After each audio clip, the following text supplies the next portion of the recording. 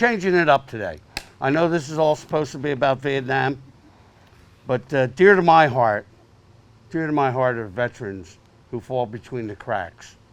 Veterans who don't get the benefits that unfortunately our poor guys from Vietnam with Agent Orange and Camp Lejeune Water and Blue Water Navy and all these other benefits that they get that are cut and dry that they fight for years to get.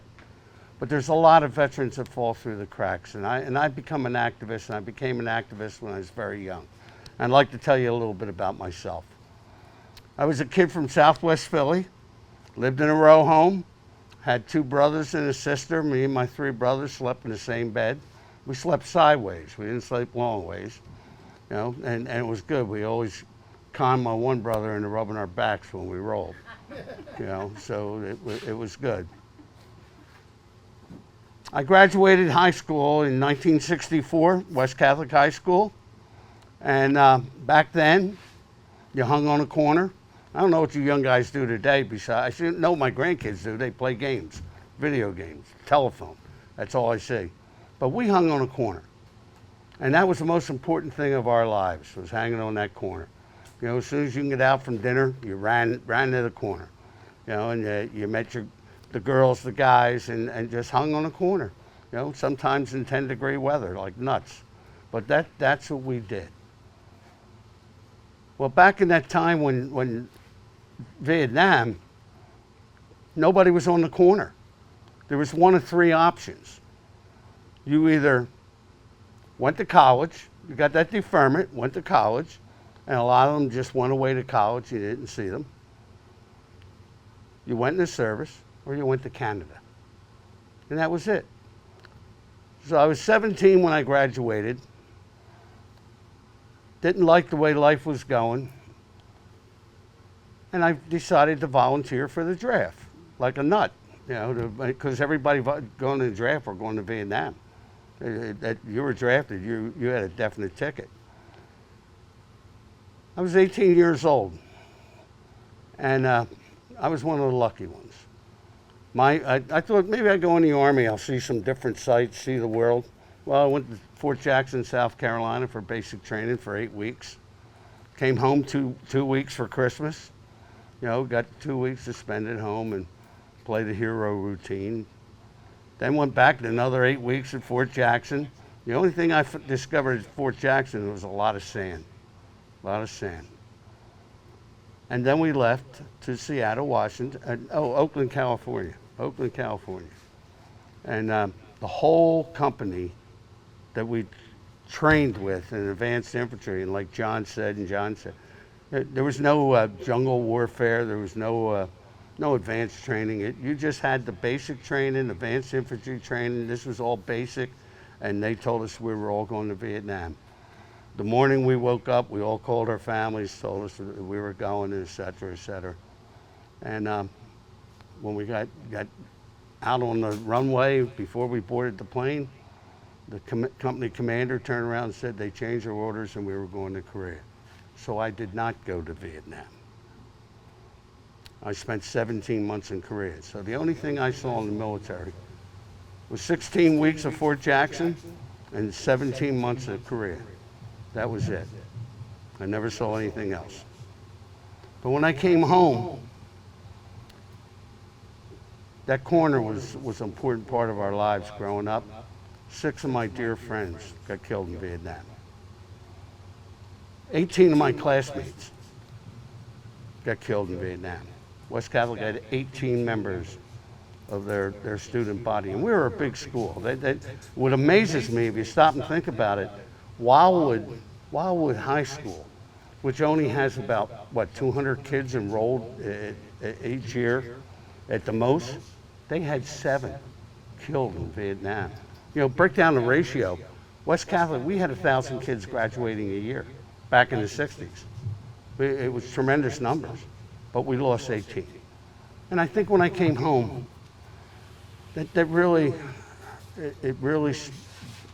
hit me, really stuck to me, and it changed me. Because I played Little League ball, I went to church, made our Holy Communion, made our confirmation, went to dances, with these guys. They were my buddies, my pals, the closest guys I associated with growing up. And my family, my mother and father were both very deeply involved with the American Legion, very deeply involved. And they were involved with a William P. Roach post at 64th and Pascal. It was one of the biggest American Legions in Philadelphia. So naturally, when I come home, my father was proud, my mother was proud that I was a veteran and they were going to sign me up in the American Legion and all this stuff. And I had a mentor by the name of John Stewart who worked for the VA, who got me involved as a post service officer helping veterans get their benefits. He even talked me into, I thought it was the greatest job in the world till I found out I was only making $4,800 a year. With at 5500 Wissahickon Avenue, I became a VA representative. But that's what steered me into what I do today and what I've been doing for the last 35 years. So I'm going to talk a little bit something about differently. Other than Vietnam, I'm going to talk about benefits. I've been fortunate enough to, for 12 years, I started a nonprofit here in Cape May. And it came about very unexpectedly. I was the commander of the Disabled American Veterans. In the state of New Jersey, every county has a DAV. So here in Cape May County, they have one right down here in Delhaven. And I was the commander for 2012 to 2015. And I got a phone call one day from a member of ours who had a business in Wildwood. It said, John, you know so-and-so, the guy that works on our bikes, the 68-year-old U.S. Navy Vietnam vet. Yeah, I know him, exactly. Nice guy. He said, this was December 12th. I'll never forget it. He said he's going to be homeless December 26th. He's going to be living on the street. How can this happen? How can this happen? A guy that retired from the Navy, was a veteran, served in Vietnam. Well, I found out, did some digging research, and we all heard this story before. The guy got involved, he got disenchanted with his family, broke away from them, met a woman, lived with her for 40 years, never married. The woman dies, and her kids give him 2 weeks to get out of the house. He got no place to go. That's how Cvac, this group on the top of here, Cvac, Citizens and Veterans Advisory Committee at Cape May County got started. First thing I did, I went back to my chapter and I asked my chapter members, what can we do to help this guy? I explained the situation, and we put up some money, and we talked about possibly putting him in a motel. And next thing on the agenda was, how can I get more people involved? I had no clue what social media was. I'm 79 years old. This happened 12 years ago. I didn't even know what a computer was. I didn't go on a computer. Thank God I got 15 grandkids because they taught me the computer. Come on, Pop. Every time they came down, come on, Pop, we're going in your room. Get on the computer. Get on the computer. Taught me Facebook, social media, got on it, explained the story. 18 people stepped up. Fortunately, one of them was the director of HUD here in Cape May County. And he got involved, and long story short, we got this guy in the housing we had to put him in a motel. We took it out of our pockets, the 18 people that got involved, put him in a motel for 3 weeks, and to this day, he's down in Wildwood in that public housing unit doing well, still with us. That's how Cvac got started, and I thought to myself, wow, if we can do this to one vet and keep him off the street, just imagine we were organized. And we put together an organization and somehow really got it working together, what we could do. So we reached out. I reached out to a woman from the American Red Cross by the name of Carol Cohen, who was a real diehard volunteer. She has since retired. And she was from North Jersey, but she worked down here in Cape May County. And she put together some more people who were more on a professional basis and were more organized than we were as individuals. And next thing you know, we had 60-some volunteers. 60-some volunteers, and we've done things that have been remarkable. And I got to thank John that's here.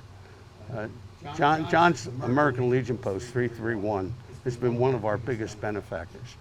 And let me explain what I mean by that. This is a particular incident. We had a 92-year Korean vet, 92-year-old Korean vet who fell twice getting in and out of his tub. Broke his hip the second time. Fell between the cracks. None of this was VA connected. He served, did his time. He was like 60% rated, wasn't 100% to have the full benefits to get full entitlements. And we felt that we wanted to help him, and we remodeled his bathroom. We ripped out the tub, put in a walk-in shower, put bars around, handicap bars, made his toilet, got him a new toilet, raised it up higher, made the whole bathroom handicap accessible. It cost us $10,000. Cvac, we have a policy and a program that when we help a veteran, we can help them up to $3,000 per year per veteran. So what do? We reach out to American Legion 331 and say, hey, can you give us a couple of $1,000s? Then we get on the phone to Greater Wildwood Elks. Can you give us $2,000? Then we get on the phone to American Legion in Ocean City. And by God, it's a community, it's a village working together that we've brought together, that we help our veterans. And we've been doing that for the last 12 years. Over that period, we've helped over 200 veterans and spent well over $200,000. And we've done things like put roofs on for a widow, put windows into a veteran's house. I walked into a veteran's house, we went to see him because he's bedridden with the back injuries, and his wife has breast cancer, and they can't even clean the house. So we went in there to see what we could do. When we went in there, you could see daylight through the wood, the cracks in the windows. And we went in and remodeled put all new windows in his home. But it's a village coming together, and it's helping our veterans that fall through the cracks. And it's important that we understand. I'm going to say this to you young people, because I see this every day. You won't see it now, but in a few years, if you have mothers or fathers that are veterans, make sure they're getting their veterans benefits.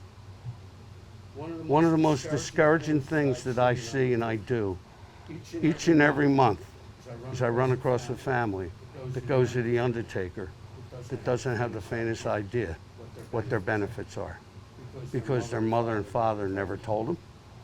They never asked. The worst call I would take is my dad is 90 years old and he needs help from the VA. I literally got to tell him it's too late. By the time he gets his benefits, he'll be dead. Am I right, John? The benefits are there for those that qualify. There is a qualifying. There's organizations like Cvac can help those that don't qualify. But we need to get them into their benefits. So that was one part of the story. The next part was my magazine. If you come in, you'll see the Veterans Corner News on the counter. That's 10 years old. The mission statement and the purpose of the magazine, unfortunately, the VA, wonderful institution, does amazing things, but they don't give you anything. And most of the guys in here that are in the VA system know exactly what I'm talking about. What I mean by not giving you anything, they don't send you a postcard or a letter saying we just changed Agent Orange, we got 7 new cancer additives that have been attached to Agent Orange. Okay? They don't tell you that. You got to go on the computer, you got to Google, And you got to go searching through all this, all this information for the VA and find out all the changes. Unfortunately, our World War II guys are 100 years old. Our Korean guys are 90. Our Vietnam guys, us in here, are late 70s, early 80s. Better than 80% of them don't go on a computer, so they don't get the information. Mission and purpose of my magazine was to go find this information, Google it, put it in the magazine, so our older veterans can read it and get it. That's the whole purpose of it. So I ask you, when you're here and you're visiting, or if you live here, hand one of the magazines to a veteran, especially an older veteran, so we can find out what's available for him. Not only is it the VA, we put a lot of good information in that magazine about other nonprofits, other organizations that are helping veterans, that people have no clue. And there's a lot of organizations down here in Cape May County that help our veterans. They help them financially, they help them food banks. We got food banks in every county down here. We have 3 or 4 right down here in Lower Township that do an outstanding job. And believe me, there's veterans going without food. There's veterans looking for help. I'm going to wrap it up pretty much with September 24th. September 24th is going to be probably, I'm hoping, to be the biggest event in South Jersey history. And what is going to be done is Cvac is going to sponsor it. And we're going to have a benefit event for not only veterans, but veterans' families. It's going to be held at the Wildwood Convention Center. It's a Wednesday. It's going to be 8 to 9 is going to be a breakfast. 9 to 4 is going to be, we're going to have 60 to 80 tables of vendors who are going to be passing out information, flyers, programs, whatever, putting in veterans' hands and veterans' families information of organizations that do something for veterans. I'm hoping the wives come, because the wives will get it done. These guys will walk around looking for the beer. You know, they'll find out where the goodies are. You know, but the wives will get it done. We're going to have 3 meeting rooms with continuous information sessions. People like the VA talking about how you get in a veteran cemetery. You know, I took a phone call a couple of weeks ago. My good friend Rick Rader and I are Knights of Columbus together, and whenever Rick gets in a jam with the VA, he calls me. And he says, "John, can you come over here? I got a case here that I need some help with." Young girl, her father died. They've been on the ins and outs for years, and now they just finally got back together. Well, she's up to about $13,000 in planning the funeral. She's got all the whistles and horns and the limousine and everything. She's got everything going. And Rick says, "You know, you're up to about $13,000. And she says, "That's okay, that's okay. My father was a veteran. He was 100%. The VA will bury him." Well, you know what the VA gives them? $250, and they open the grave. That's it. We need to know, to get that information to families. Don't find out when you go to the undertaker. Don't do that. You know, we're going to have the judge surrogate at Cape May County, Marie Hayes, talk about what the duties are of a judge surrogate and the importance of a will.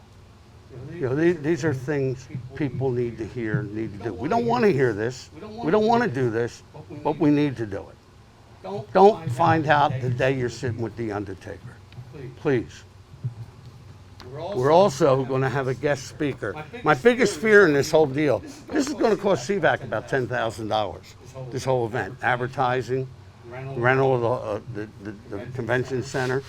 Just the box lunches alone. The box lunches alone are $35 a piece. And you got to use their vendor.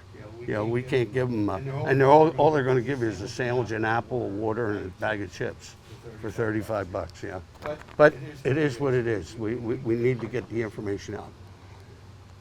My biggest fear is we're going to have more vendors than we're going to have veterans, and if that happens, it's a flop. And that's something that we fear with each and every one of these. these ventures that we do. So as a keynote speaker, we're going to have a keynote speaker, and he's an excellent speaker. I've heard him twice before. His name is Ralph Galati. He spent 14 months in a POW prison, the Hanoi Hilton Hotel in Vietnam. He was there with 580 other POWs. He was only there for 14 months. Some of them were there for 7 years or longer. His talk is about how they survived. Their faith in God, their hope and love with their family to see them again, and their relationship and their beliefs in fellow man, their fellow prisoners, how they depended on each other. The first time I heard this talk, I cried. I cried. This man was beaten just about every day of his entire captivity, along with everybody else. They used to march him through the villages, and the villagers used to beat him with sticks, just like they did with our Savior at his resurrection. You know, this is what they went through. And when you hear him talk and you get to meet him and see him, you would never know he went through that, because he's a man of God, he's a man of faith, and he's an American hero. So I want to kind of just open it up for questions. I just can't overemphasize benefits. Benefits, benefits, benefits.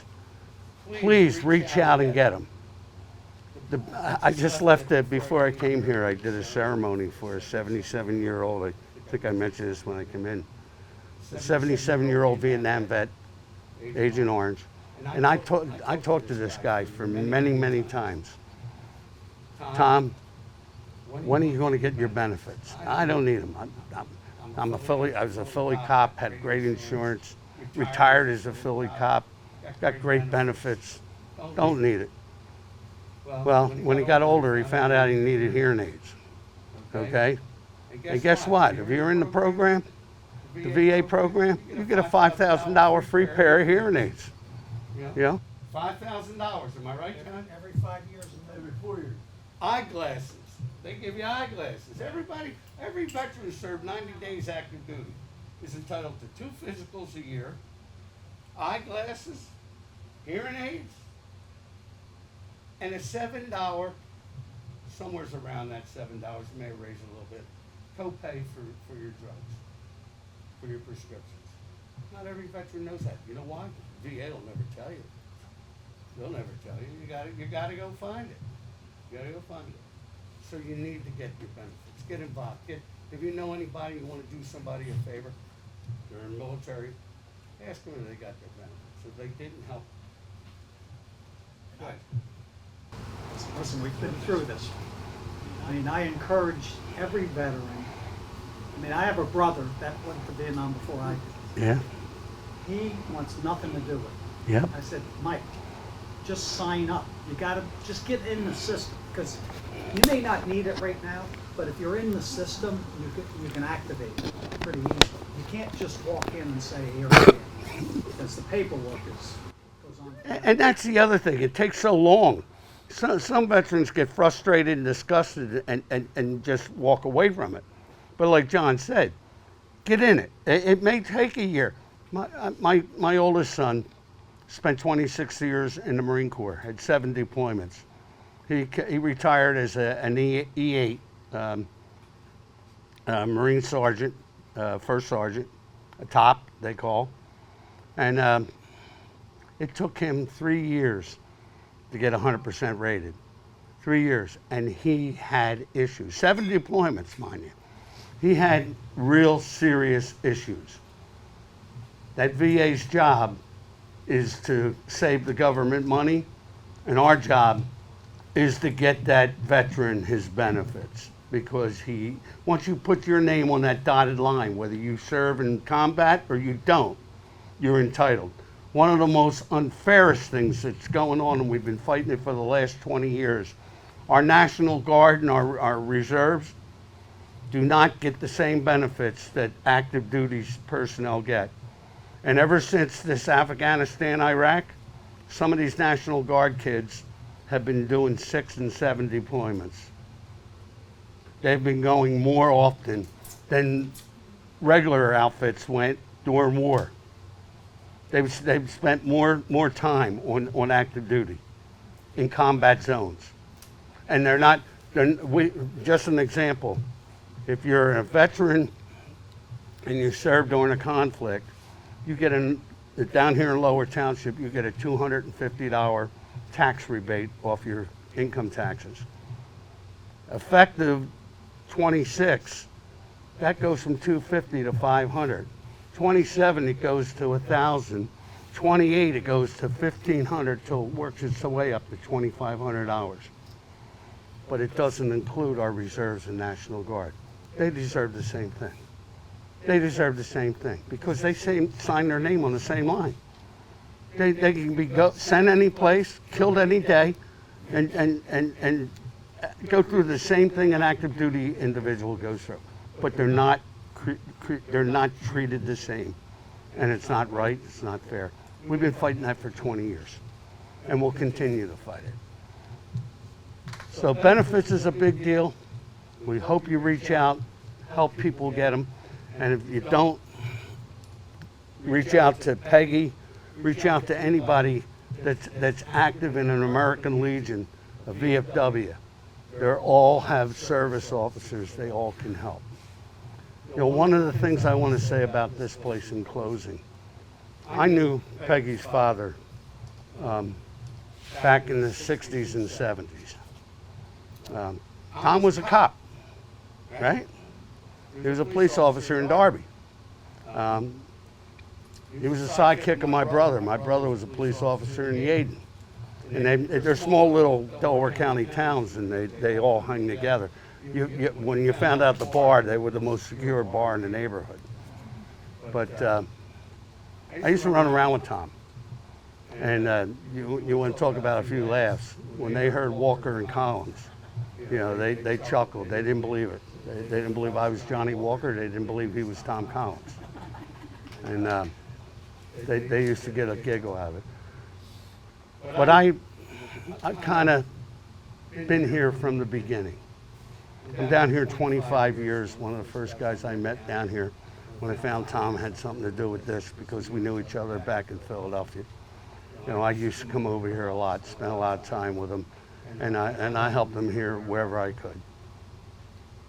Tom did everything here. He got no assistance from the Lower Township. He got no assistance from the county. He got no assistance from the state. Mostly everything that came in here either came out of his pocket or was freely donated by veterans, put in here. Tom did an amazing job. And Tom is one of them stubborn guys too that you had to march him to get him to do the paperwork because he stubborn as they could be. And him and Tony, they were two peas in a pod. You saw Tony here on the film. When Tom died, my biggest concern was what was going to happen to this place. And I finally met Peggy and your sister and your brother. And we sat down, we had a nice little conversation. And I said, I want to do anything we possibly can to keep this open. Because this isn't just a museum, by no means. This is a sanctuary. And what I mean by that, I've been here enough times to see veterans like John Austin just sit here and just want to be here by themselves, alone, and think, and clear their head. My biggest concern, this place was going to close and that sanctuary was going to go away. We had a member, actually, got to give Dennis Surfer a shout out. Denny's a member of Cvac. It's been for the last several years. Don't know what we do without him. Some of the things we do with Cvac, we go and visit older veterans just to sit with them and talk to them. Denny's done that numerous times. We take veterans to and from their medical appointments when they can't get a ride. We have women that go in and clean their houses, our older veterans that are widowers. We have women that go do their shopping at the Acme or or the ShopRite, you know, that they can't do it themselves. Our group of volunteers has grown from 60-some to 80-some, and nobody gets paid a dime. Nobody takes expenses. It's just a village coming together, and people like Tom, myself, John's in that category. The help they give us, our friends at Wildwood Elks, what they do for us. If it weren't for those people, we couldn't do what we do. But we had a woman that joined Cvac, and she had severe PTSD. You're not going to meet many female veterans that saw combat. You're not going to meet them. I don't care where you go. There's a case back there. There's a case back there that belongs to Michelle Fenimore. Michelle is a Bronze Star recipient. A Bronze Star recipient. Okay, and she got that not for knitting, not for crocheting.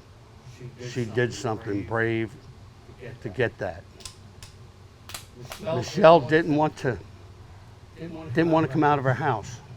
She came to our meetings, and she would do some things, but she didn't want to come out of her house. So I went to Michelle and I said, Michelle, I think I got a perfect opportunity for you. Did I not, Peg?